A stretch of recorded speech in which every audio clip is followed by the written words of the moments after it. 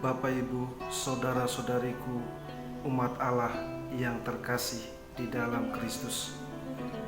Salam jumpa kembali di dalam Tuhan. Semoga saya menjumpai Bapak, Ibu, saudara-saudari dalam keadaan sehat. Pada minggu biasa yang ke-25 ini, bacaan suci mengisahkan kepada kita perumpamaan tentang orang-orang upahan di kebun anggur. Hal kerajaan surga itu seumpama seorang tuan rumah yang pagi-pagi benar mencari pekerja untuk kebun anggurnya. Setiap pekerja saat mereka dijumpai, ada yang jam 6 pagi, ada yang jam 9 pagi, ada yang jam 12 siang, ada yang jam 3 petang, dan ada pula yang jam 6 petang. Semuanya telah sepakat bersama bahwa upah mereka adalah sedinar sehari. Di akhir hari, para pekerja yang masuk mulai jam 6 pagi mengira bahwa upah mereka akan lebih besar dari mereka yang masuk pada jam 6 petang.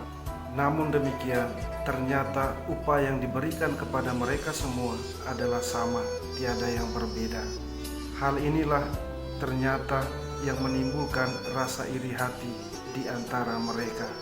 Para saudara dan saudariku yang terkasih dalam Kristus, melalui bacaan ini saya mengajak kita untuk merenungkan bersama tentang Allah yang adil dan murah hati, dan bagaimana sikap kita manusia sebagai tanggapan kita, iman kita terhadap Allah yang murah hati dan adil.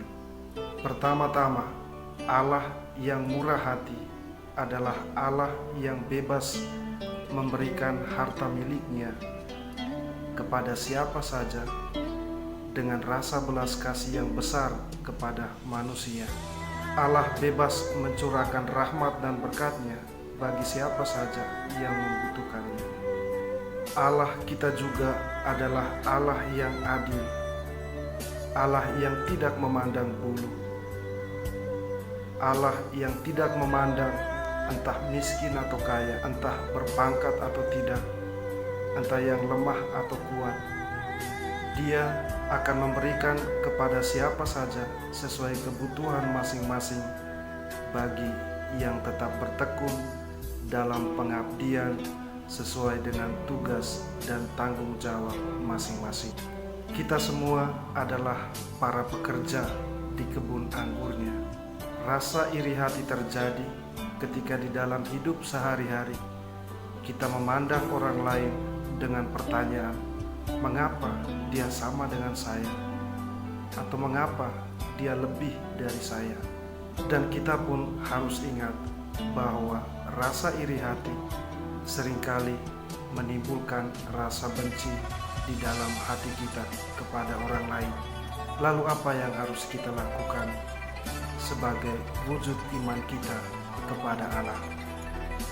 Orang beriman adalah orang yang tidak saja mengakui iman dengan mulutnya, tetapi melaksanakan sabda di dalam kehidupan sehari-hari, sehingga sabda itu boleh berbuah di dalam pekerjaan-pekerjaan baik, di dalam kebijaksanaan hidup.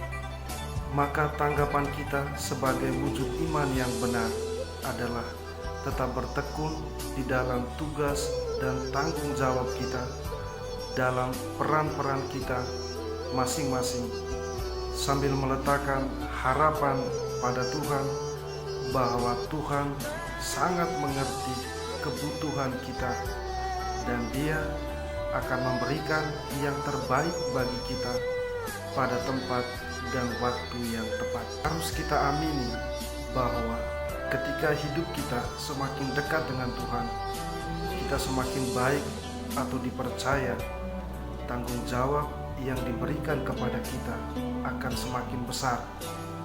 Dan hal itu harus senantiasa kita syukuri di dalam hidup.